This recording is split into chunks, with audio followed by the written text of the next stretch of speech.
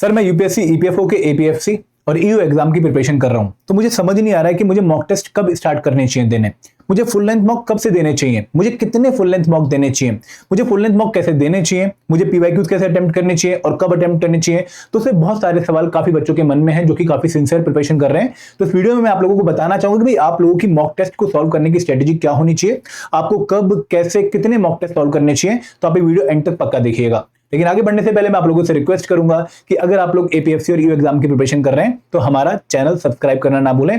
हम बहुत ही quality content in exam के रिगार्डिंग आपके लिए लेकर आ रहे हैं। प्लस आप लोगों ने गाइड बुक पक्का डाउनलोड करनी है, क्योंकि इस गाइड बुक में ना सिर्फ आपको डिकोडेड सिलेबस मिलेगा बल्कि इस एग्जाम का सबसे इंपॉर्टेंट रिसोर्स सॉल्व पीवाईक्यूज भी मिलेंगे जो आप अपनी प्रिपरेशन में यूटिलाइज कर सकते हैं। एक अच्छी प्रिपरेशन स्ट्रेटेजी भी आपको मिलेगी और एक गाइड बुक आपके लिए टोटली फ्री है। लिंक इस वीडियो के डिस्क्रिप्शन में दिया गया है। तो अब बात करते हैं मॉक टेस्ट की स्ट्रेटेजी की, और हम इनमें 3 पॉइंट्स को डिस्कस करने वाले हैं कि भाई एक तो मॉक टेस्ट कब देने चाहिए, ठीक है, कैसे देने चाहिए और कितने देने चाहिए। क्योंकि काफी बच्चों के मन में यही सवाल रहता है कि सर मॉक टेस्ट अलग अलग तरह के होते हैं, कुछ मॉक टेस्ट पीवाईक्यू होते हैं, कुछ मॉक टेस्ट जो है फुल लेंथ मॉक्स होते हैं, कुछ चैप्टर वाइज क्यूज होते हैं। हमें कब ये टेस्ट देने चाहिए और कैसे देने चाहिए ताकि हम इनको बेस्ट यूटिलाइज कर पाए अपनी प्रिपरेशन में। तो आप लोगों ने समझना है कि भाई there are 4 different type of test.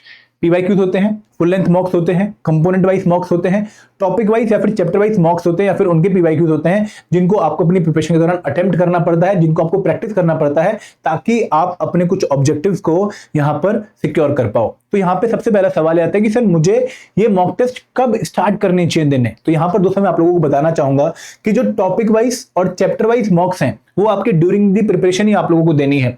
जैसे अगर मैं एक एग्जांपल लूं कि भाई आपने पॉलिटी स्टार्ट करी, ठीक है, पॉलिटी में आपने आज पढ़ा historical background of Indian constitution, ठीक है, ये वाला टॉपिक आपने कवर किया।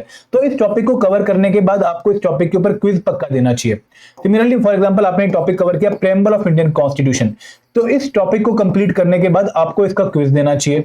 सिमिलरली मान लो आपने एक टॉपिक कंप्लीट किया इंडियन पार्लियामेंट, एक बड़ा टॉपिक है लेकिन काफी इंपॉर्टेंट टॉपिक है, तो इस टॉपिक को कंप्लीट करने के बाद आपको इस टॉपिक का क्विज पक्का देना चाहिए, आपको इसके एमसीक्यूज पक्का सॉल्व करने चाहिए। तो यहां पर जो topic wise chapter wise quiz हैं वो जैसे ही हम वो टॉपिक कंप्लीट करते हैं हमें उसको वो अटेम्प्ट करना चाहिए। तो यहां पर इसकी आपको जो है टाइमिंग पता लगेगी कब देने चाहिए। जैसे ही आपने कोई टॉपिक कंप्लीट किया, जैसे ही आपने कोई चैप्टर कंप्लीट किया, आपने उसके ऊपर क्विज पक्का अटेम्प्ट करना ताकि आप चेक कर पाओ कि वो जो टॉपिक है वो आपने कितना इफेक्टिव प्रिपेयर किया है। एंड दोस्तों इसके साथ साथ उस टॉपिक के जो पीवाईक्यूज हैं वो भी आप लोगों ने सॉल्व करने हैं ताकि आप चेक कर पाओ कि भाई ये जो टॉपिक मैंने पढ़ा है एग्जाम की रिक्वायरमेंट के हिसाब से पढ़ा है या नहीं पढ़ा है, क्या इसको पढ़ने के बाद मैं प्रीवियस ईयर के जो क्वेश्चन इस टॉपिक से पूछे गए हैं उनको सॉल्व कर पा रहा हूं या नहीं कर पा रहा हूं। तो ये आप लोगों की जो है टाइमिंग होनी चाहिए कि भाई आप टॉपिक कंप्लीट करते ही उस टॉपिक के पीवाईक्यूज और उस टॉपिक के चैप्टर वाइज क्विज पक्का सॉल्व करें। इसमें आप लोगों ने कोई भी कोताही नहीं बरतनी है, कोई भी यहाँ पे प्रोक्रेस्टिनेशन नहीं करनी है कि मैं भाई बाद में क्विज दूंगा। ये क्विज तो पहली बार आपने यहाँ पर अटेम्प्ट करना ही करना है। उसके बाद हम बात करते हैं भाई कंपोनेंट वाइज मॉक कब देने चाहिए। तो कंपोनेंट वाइज मॉक तब देने चाहिए जब आपने एक पूरा कंपोनेंट कंप्लीट कर लिया है। फॉर एग्जांपल मैं इसी कंपोनेंट की बात करूंगा कि आपने इंडियन पॉलिटी कंपोनेंट पूरा कंप्लीट कर लिया, ठीक है, जो हमारे सिलेबस में governance and constitution of India के नाम से है, आपने पूरा कंपोनेंट कवर कर लिया है। अब आप इस कंपोनेंट को कवर करने के बाद दूसरे कंपोनेंट पे शिफ्ट करने वाले हो, तो इस केस में जैसे ही आपने कंपोनेंट कंप्लीट किया है आपको इसका एक फुल लेंथ मॉक, इसी कंपोनेंट का फुल लेंथ मॉक 100 क्वेश्चंस का 120 क्वेश्चन का देना चाहिए। क्यों देना चाहिए? क्योंकि आपको यहां पे आइडेंटिफाई हो जाएगा कि भाई मेरे कौन से टॉपिक जो है लेस प्रिपेयर्ड हैं और कौन से टॉपिक अच्छे प्रिपेयर्ड हैं। तो ये एनालिसिस हेल्प करेगी आपको कंपोनेंट वाइज मॉक टेस्ट की, और उसके बाद आप लोग चेक कर पाएंगे कि मुझे इस कंपोनेंट को थोड़ा सा और 2-3 दिन देके जो वीक एरियाज मेरे रह गए उनको कवर करके आगे बढ़ना चाहिए, या फिर मैं गुड इनफ हूं कि भाई अगले कंपोनेंट में मूव कर जाऊं। तो यहाँ पे इसकी टाइमिंग क्या है, जैसे ही आप एक कंपोनेंट को कंप्लीट करते हो उसके बाद आपको उसका एक मॉक पक्का देना चाहिए। इसके बाद हम बात करते हैं कि सर फुल लेंथ मॉक की टाइमिंग क्या होनी चाहिए, फुल लेंथ मॉक हमें कब स्टार्ट करने चाहिए देने। तो फिर देखो यहाँ पे कोई एक प्रिंसिपल तो नहीं कि भाई इस प्रिंसिपल को फॉलो करना है फुल लेंथ मॉक्स में टाइमिंग के लिए। आप एक जनरल रूल फॉलो कर सकते हैं कि भाई जैसे एग्जामिनेशन का आपका greater than equal to 70% syllabus complete होता है आप लोगों को फुल लेंथ मॉक्स स्टार्ट कर देने चाहिए देने। अब जो बच्चे प्रिपरेशन ही अगस्त में स्टार्ट कर रहे हैं उनका 70% सिलेबस तो अक्टूबर एंड में जाके कंप्लीट होगा। तो उस केस में क्या करना चाहिए, देखो अगर आप पहले से तैयारी कर रहे थे तो आपका जो राइट टाइम है जो है फुल लेंथ मॉक देने का वो 70% सिलेबस अब है। लेकिन अगर आपने तैयारी लेट स्टार्ट करी और आपका 70% सिलेबस ही बहुत लेट जो है कंप्लीट होगा, उस केस में आप लोगों ने जो मिड सितंबर है उसके बाद फुल लेंथ मॉक स्टार्ट कर देने चाहिए देने। आप लोग ऐसा नहीं कि हर दिन फुल लेंथ मॉक दोगे, यहाँ पे आप 1 हफ्ते 2 हफ्ते या फिर 10 दिन के ड्यूरेशन के बीच में एक फुल लेंथ मॉक को अटेम्प्ट करना शुरू करिए। लेकिन जैसे ही नवंबर आता है उस केस में आपने नवंबर में तो हर दूसरे या तीसरे दिन फुल लेंथ मॉक देना ही देना है। तो यहाँ पे फुल लेंथ मॉक की टाइमिंग क्या है, जनरल प्रिंसिपल हम ये फॉलो कर रहे हैं कि भाई हम 70% सिलेबस कंप्लीट होने के बाद फुल लेंथ मॉक देंगे। इन केस हमारा 70% सिलेबस बहुत ज्यादा डिले में कवर होता है तो इसलिए उस केस में हम मिड सितंबर से ही फुल लेंथ मॉक देने शुरू करेंगे। अब दोस्तों बात करते हैं कि सर पीवाईक्यूज तो हम टॉपिक कंप्लीट होने के बाद भी दे रहे हैं और ये पीवाईक्यूज हमें बाद में भी सॉल्व करने चाहिए जब हमने पूरी प्रिपरेशन कर ली है। तो बिल्कुल देखो यहाँ पे ना आप दो अलग अलग ऑब्जेक्टिव से पीवाईक्यू दे रहे हो। आप समझिए कि यहाँ पर ऑब्जेक्टिव अलग है और यहाँ पर ऑब्जेक्टिव अलग है। मैं आगे आपको ऑब्जेक्टिव भी बताऊंगा। देखो यहाँ पे ऑब्जेक्टिव क्या है, आप ये चेक कर रहे हो कि वो टॉपिक मैंने अच्छे से कवर कर लिया है या नहीं कर लिया है एग्जाम के रिक्वायरमेंट के हिसाब से। यहाँ पर आपका चेकिंग पॉइंट ये है कि मैंने भाई एक टॉपिक कंप्लीट किया, क्या ये टॉपिक एग्जाम के पीवाईक्यूज को सॉल्व करने में हेल्प कर रहा है? हाँ कर रहा है, बहुत बढ़िया, ये टॉपिक मेरा सही प्रिपेयर्ड हो गया, आगे बढ़ता हूं। यहाँ पे ऑब्जेक्टिव क्या है कि भाई मैं अब एग्जाम देने वाला हूं, 1 महीने में 10 दिन में मेरा रियल एग्जाम है जहां पर जाके मुझे पेपर अटेम्प्ट करना है। तो मैं ऐसे पेपर को पक्का सॉल्व करूं जो कि उस एग्जाम के लुक लाइक मुझे फीलिंग दे दे। मुझे पता लग जाए कि भाई इस एग्जाम में किस तरह का पेपर आने वाला है, भाई इस तरह का पेपर आने वाला है तो मेरे एक माइंड में एक अप्रोच बन जाएगी कि हाँ ऐसा पेपर मुझे देखने को मिल सकता है। तो यहाँ पे जो एग्जाम लाइक सिचुएशन खुद को रेडी करने वाला ऑब्जेक्टिव है वो आप ऊपर फुलफिल कर रहे हैं। इसके साथ साथ यहाँ पर आप एक और ऑब्जेक्टिव फुलफिल कर रहे हैं, आप यहाँ पर टाइम मैनेजमेंट का ऑब्जेक्टिव भी फुलफिल कर रहे हैं कि भाई मैं क्या जो 120 मिनट का मुझे टाइम मिला है वहां पर मैं 120 क्वेश्चन को हैंडल कर पा रहा हूं। ये मैं चेक करना चाहता हूं कि भाई जो एग्जाम लाइक क्वेश्चन आए हैं क्या उनको मैं 120 मिनट में हैंडल कर पा रहा हूं। तो ये ऑब्जेक्टिव आपके अलग अलग हैं जब आप यहां पर पीवाईक्यू दे रहे हैं और यहां पर पीवाईक्यू दे रहे हैं। तो यहां पे ऑब्जेक्टिव क्या है आपका, एग्जाम लाइक प्रैक्टिस करना। ठीक है भाई, रियल एग्जाम में मुझे ऐसा एक पेपर देखने को मिलेगा, मुझको 120 मिनट में सॉल्व करना है, तो क्या मैं सॉल्व कर पा रहा हूं?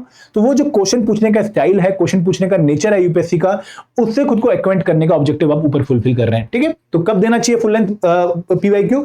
एक तो जब आपका सिलेबस यहाँ पे चल रहा है, कंप्लीट हो रहा है, उस टाइम आपको पीवाईक्यू अटेम्प्ट करने चाहिए टॉपिक वाइज। और एक जब आपके एग्जाम में 15 दिन रह गए, उस केस में आपको जो एटलीस्ट लास्ट 3-4 साल के जो पीवाईक्यू पक्का देने चाहिए क्योंकि आपको एग्जाम के लिए एक रेडीनेस देखने को मिलती है। ठीक है, आगे बढ़े। अब दोस्तों बात करते हैं कि भाई ऑब्जेक्टिव क्या फुलफिल कर रहे हैं हमारे ये मॉक टेस्ट, हम क्यों मॉक टेस्ट दे रहे हैं। देखो एक ऑब्जेक्टिव हमें पता है कि भाई इस एग्जाम में सिर्फ सिलेबस कंप्लीट करने से सिलेक्शन नहीं हो रही है, सिर्फ नॉलेज गेन करने से सिलेक्शन नहीं हो रही है। हम जब तक अपनी नॉलेज को अप्लाई करना नहीं सीखेंगे ना तो हमारी सिलेक्शन नहीं होगी। तो हमारे कुछ ऑब्जेक्टिव हैं जो हमें मॉक टेस्ट फुलफिल करके दे रहा है। वो ऑब्जेक्टिव क्या है कि भाई पहली बात कि हम अपनी प्रोग्रेस चेक कर रहे हैं कि भाई जो प्रोग्रेस हम कवर करते जा रहे हैं सिलेबस की, क्या उसमें हमारा होल्ड बनता जा रहा है, हम ऐसा तो नहीं कि आगे दौड़ पीछे छोड़ वाला काम कर रहे हैं। दूसरा कि भाई हम एक्चुअल एग्जाम के रिहर्सल कर रहे हैं, फिर हम अपनी परफॉर्मेंस और अपनी मिस्टेक एनालाइज कर रहे हैं। ये जो मैं कह रहा हूं कि भाई आप लोगों को प्रैक्टिस करनी पड़ेगी, आपको नॉलेज की एप्लीकेशन को टेस्ट करना पड़ेगा, वो ये वाला पार्ट है, और सिलेबस को रिवाइज भी आप कर रहे हैं। तो ये 4 ऑब्जेक्टिव बेसिकली आप मॉक टेस्ट से जो है सॉल्व कर रहे हैं। तो जो हमारा पहला ऑब्जेक्टिव है कि भाई अपनी प्रोग्रेस को चेक करना, वो कैसे आपको हेल्प होगी जब आप चैप्टर वाइज क्विज सॉल्व करेंगे। जैसे आपने एक टॉपिक कंप्लीट किया, आपने एक चैप्टर कंप्लीट किया, आपने उसका क्विज दिया, आपने उसके पीवाईक्यू सॉल्व किया, तो आपको पता लगे कि भाई हाँ ये टॉपिक मैं अच्छे से कवर करता जा रहा हूं, ये प्रोग्रेस मेरी सही डायरेक्शन में जा रही है। अगर आप एमसीक्यू सॉल्व कर पा रहे हैं, पीवाईक्यू सॉल्व कर पा रहे हैं, हाँ अगर आप नहीं सॉल्व कर पा रहे हैं तो भाई आपकी प्रोग्रेस सही डायरेक्शन में नहीं है।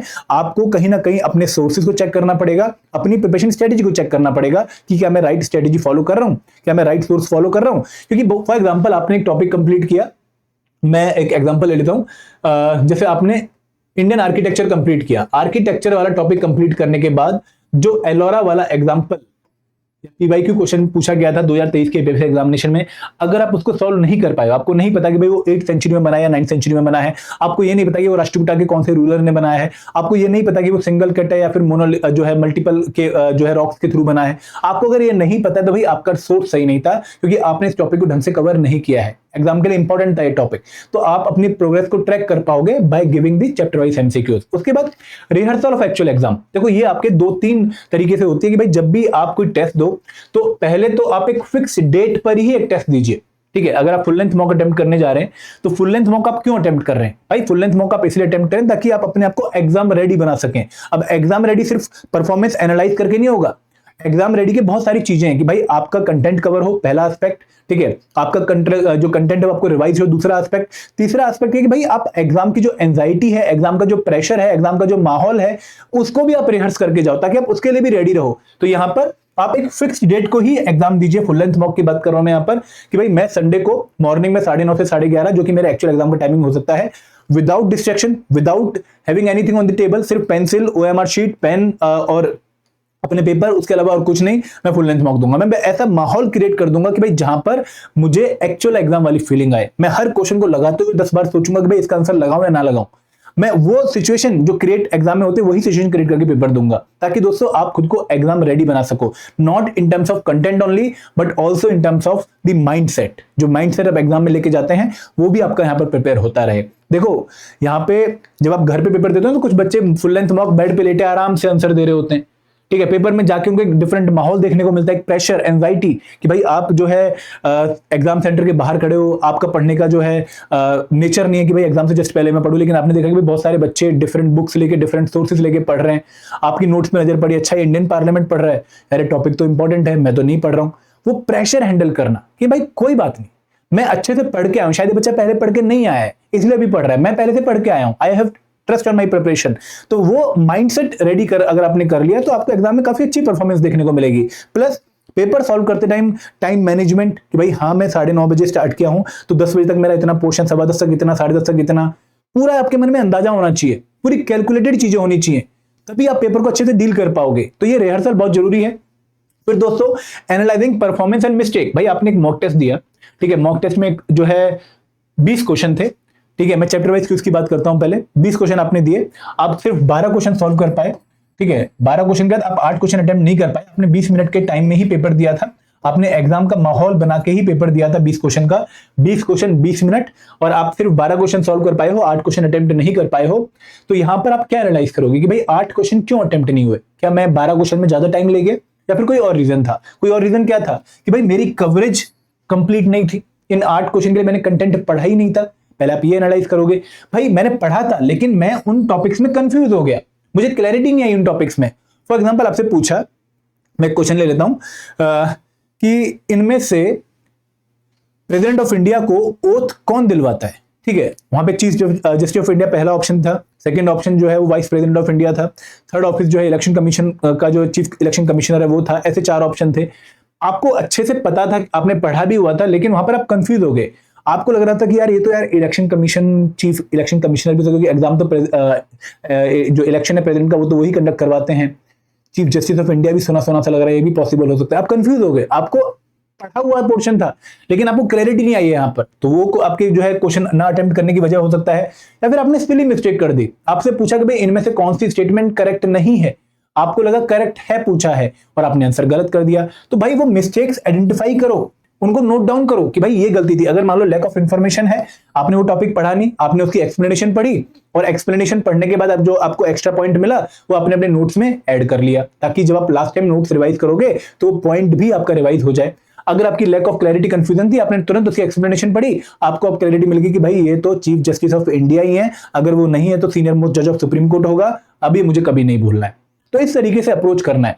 फिर सिली मिस्टेक, भाई अपने आप को प्रताड़ित करो। प्रताड़ित ये नहीं कि भाई कोड़े मार रहे हो, प्रताड़ित देखिए पनिशमेंट कि भाई अगर मैंने नॉट इनकरेक्ट या इनकरेक्ट वाली मिस्टेक इस बार कर दी ना तो मैं 1 रोटी कम खाऊंगा, ठीक है, मैं 1 घंटे कम सोऊंगा, मैं 1 घंटे ज्यादा पढ़ूंगा। अपने ऊपर पॉजिटिव पनिशमेंट्स लगाओ जिससे आपका कहीं ना कहीं ब्लेसिंग इन डिस्गाइज आपको देखने को मिले। और मिस्टेक्स रिपीट मत करो दोस्तों। ये ना, अगर आप मिस्टेक्स रिपीट करें तो शायद आप इस एग्जाम को क्वालिफाई करने के लिए रेडी ही नहीं हो, आप इसके लायक ही नहीं हो फिर, क्योंकि वो बच्चा जो कि एक अच्छे माइंडसेट के साथ एक अच्छी प्रिपरेशन एग्जाम में जाएगा वो डिजर्विंग होगा। और डिजर्विंग कब होगा? जब उसको पता होगा कि भाई मुझे अपनी लर्निंग से भी सीखना है। तो यहाँ पे आपको ये ऑब्जेक्टिव फुलफिल करना है। देन दोस्तों रिवीजन ऑफ सिलेबस, कि भाई जो भी टॉपिक आप पढ़ रहे हो, जो भी आप कंटेंट पढ़ रहे हो, जो भी आप कंपोनेंट पढ़ रहे हो, उन सबको अच्छे से रिवाइज करना। और कैसे रिवाइज करना कि भाई आपने टॉपिक दिया, आपने एक क्वेश्चन का जो है एमसीक्यू दिया, आपने उस टॉपिक को पूरा अपने माइंड में रिकॉल किया, फिर आपने उसका आंसर लगाया। अगर आंसर गलत हुआ तो फिर आपने दोबारा देखा कि भाई मैंने टॉपिक में क्या गलत पढ़ा है, वो टॉपिक दोबारा पढ़ने की जरूरत है, हाँ दोबारा पढ़ने की जरूरत है, मैं उसको दोबारा रिवाइज करूंगा। इस तरीके से आपको अप्रोच करना। तो आपके रिवीजन भी यहाँ पर एक ऑब्जेक्टिव है जो आप फुल लेंथ मॉक्स के थ्रू करोगे। तो ये ऑब्जेक्टिव आप लोगों को मॉक टेस्ट के दौरान अच्छे से फुलफिल करने हैं। आपने टिक मार लेना कि भाई मेरी प्रोग्रेस चेक हुई, हाँ हुई, मेरी एक्चुअल एग्जाम की रिहर्सल हुई, हाँ हुई। ये चेक पॉइंट है आपके। क्या मैंने परफॉर्मेंस को एनालाइज किया? हाँ। क्या मैंने मिस्टेक्स को रिपीट तो नहीं किया? किया तो पनिशमेंट, अगर नहीं किया बहुत बढ़िया, इस बार एक भी क्वेश्चन गलत नहीं हुआ, पिछली बार 10 क्वेश्चन गलत हुए थे इनकरेक्ट वाले। फिर रिवीजन ऑफ सिलेबस हुई, हाँ हुई, वीक एरिया आइडेंटिफाई किया, हाँ किया, उसको रिवाइज किया, हाँ किया। ये चेक पॉइंट है आप लोगों के दोस्तों। इसी तरीके से इंप्रूवमेंट होती है। एंड दोस्तों last but not the least, sir कितने मॉक टेस्ट देने चाहिए? देखो टॉपिक वाइज मैं कहूंगा कि किसी भी टॉपिक पे, जैसे अगर छोटा टॉपिक है, आपने सिर्फ इंडियन प्रेम्बल जो कि बहुत छोटा टॉपिक है वो कवर किया तो 15 क्वेश्चन भी बहुत हैं। अगर आपने कोई बड़ा टॉपिक इंडियन पार्लियामेंट कवर किया तो 40 क्वेश्चन भी कम है। तो टॉपिक के हिसाब से आप जो है नंबर ऑफ एमसीक्यूज देखिए, बट एटलीस्ट 15 से लेके 40 की रेंज के बीच में एमसीक्यू होने चाहिए। कंपोनेंट वाइज टेस्ट में आप कोशिश करिए कि भाई आपको 100 क्वेश्चन एटलीस्ट मिल जाए। फुल लेंथ मॉक में आपको exam like he pattern follow करना चाहिए भाई, 120 मिनट 120 क्वेश्चन। और पीवाईक्यूज आप एटलीस्ट पिछले 5 सालों के एपीएफसी के, ईओयू के, यूपीएससी सिविल सर्विस एग्जाम के, सीएपीएफ के, सीडीएस के पक्का दे दें। फुल लेंथ मॉक्स में बच्चों को डाउट होता है कि सर कितने फुल लेंथ मॉक, क्या हमें 50 फुल लेंथ मॉक देने चाहिए, या फिर हमें 25 फुल लेंथ मॉक देने चाहिए, क्या हमें 10 फुल लेंथ मॉक देने चाहिए, या फिर हमें 5 फुल लेंथ मॉक देने चाहिए। दोस्तों मैं अगेन ये कहूंगा कि फुल लेंथ मॉक का नंबर मैटर नहीं करता, कितने देने चाहिए मैटर नहीं करता। ट्रस्ट मी, आप 10 फुल लेंथ मॉक देते हो, लेकिन 10 फुल लेंथ मॉक आपने इस तरीके से दिया कि भाई हर एक फुल लेंथ मॉक को देने के बाद आपने 2 घंटे में अगर टेस्ट दिया है तो आपने 3 घंटे उसकी एनालिसिस करी, आपने अपने वीक आइडेंटिफाई किए, आपने उनको पे काम किया, फिर आप अगला फुल लेंथ मॉक देने गए, आपने उसकी एनालिसिस करी, आपने देखा कि भाई आपकी परफॉर्मेंस में कितना इंप्रूवमेंट है, आपने मिस्टेक रिपीट तो नहीं करी। अगर इस तरीके से आप फुल लेंथ मॉक दे रहे हैं कि भाई उसकी आप पूरी चीर फाड़ कर रहे हैं, उसकी पूरी एनालिसिस करके आप अगले फुल लेंथ मॉक में खुद को रेडी करके जा रहे हैं, तो 10 भी इनफ है। अदरवाइज अगर आप सिर्फ फुल लेंथ मॉक्स दे रहे हैं, उसका कोई एनालिसिस नहीं करेगी, भाई मेरे 130 नंबर आए बहुत बढ़िया, अगला फुल लेंथ मॉक दो, 180 आए बहुत बढ़िया, अगला 170 आए बहुत बढ़िया, सिर्फ फुल लेंथ मॉक दे रहे हो, नंबर कैलकुलेट कर रहे हो, उसके ऊपर कोई एनालिसिस कोई काम नहीं हो रहा है कि भाई मेरा क्वेश्चन कौन सा गलत हुआ, क्यों गलत हुआ, क्या मैं इस टॉपिक को दोबारा रिवाइज करूं या ना करूं, कहां से रिवाइज करूं, कैसे करूं इन चीजों को। अगर ये नहीं कर रहे हो तो फिर तो आप 50 भी दे लो तो भी इनफ नहीं है। तो यहाँ पे हर फुल लेंथ मॉक की एनालिसिस और 10 full length mock will help you, trust me, काफी अच्छे आपको एक आइडिया दे देंगे। एंड दोस्तों फुल लेंथ मॉक देने से एक और आपने जो है ऑब्जेक्टिव फुलफिल करना है, जो कि एक इंटेंजिबल ऑब्जेक्टिव है, कि आपको हर फुल लेंथ मॉक से आइडिया लगाना है कि भाई पेपर का डिफिकल्टी लेवल क्या है। ये फुल लेंथ मॉक इजी लग रहा है, ये फुल लेंथ मॉक टफ लग रहा है, ये फुल लेंथ मॉक मॉडरेट लग रहा है, ये फिर टफ लग रहा है, ये इजी लग रहा है, ताकि आप एक्चुअल एग्जाम में भी जाके जज कर पाओ कि भाई एक्चुअल पेपर कैसा आया है, क्या वो टफ आया है, क्या वो इजी आया है, क्या वो मॉडरेट आया है, क्योंकि उसी के हिसाब से आपको एक्चुअल में अपने नंबर ऑफ अटेम्प्ट्स भी डिसाइड करने पड़ेंगे। तो this was the video regarding mock test strategy. I hope आपको काफी क्लैरिटी मिली होगी। आपको जो है मैंने कुछ चेकलिस्ट दे दी हैं जो आपने ध्यान में रखनी है मॉक टेस्ट देते टाइम, और दोस्तों इस पर अमल करिएगा। और दोस्तों अगर आप प्रिपरेशन कर रहे हैं तो आई वुड सजेस्ट कि भाई आपको इस पूरी चीजों में एनालिसिस करने के लिए, मॉक टेस्ट देने के लिए हमने 3 डिफरेंट कोर्सेज लॉन्च करे। हर एक कोर्स में आप लोगों को चैप्टर वाइज क्यूज और फुल लेंथ मॉक्स देखने को मिलेंगे। और यहाँ पर आपको जो है मास्टर कोर्स कंप्रेहेंसिव प्रिपरेशन करा रहा है हर एक कंपोनेंट की। यहाँ पे स्पेशल कोर्स आपको जीएस एंड क्यूआरई के एमसीक्यूज प्रैक्टिस के लिए, लेकिन बाकी कंपोनेंट की कंप्रेहेंसिव कवरेज करवा रहा है। और टेस्ट सीरीज तो है ही प्रैक्टिस के लिए कि भाई आप यहाँ पे चैप्टर वाइज क्यूज भी देखेंगे, फुल लेंथ मॉक्स भी देखेंगे, शॉर्ट पीवाईक्यूज भी देखेंगे। तो अगर आपने इन कोर्सेज में एनरोल करना है तो लिंक इस वीडियो के डिस्क्रिप्शन में दिया गया है, आप इनका पार्ट बन सकते हैं। काफी बच्चे इसका पार्ट ऑलरेडी बन चुके हैं, कोर्स एंजॉय कर रहे हैं, आप भी एंजॉय कर सकते हैं और अपनी प्रिपरेशन को स्मूथ बना सकते हैं। अगर कोई फिर भी डाउट है, कोई क्वेरी है, तो आपके पास यहाँ पर कमेंट सेक्शन है, आप अपना डाउट पक्का लिखिए। बट दोस्तों keep yourself ready for this exam. आपने अच्छे तरीके से एग्जाम के लिए रेडी होकर जाना है। Thank you very much. जय हिंद, जय भारत।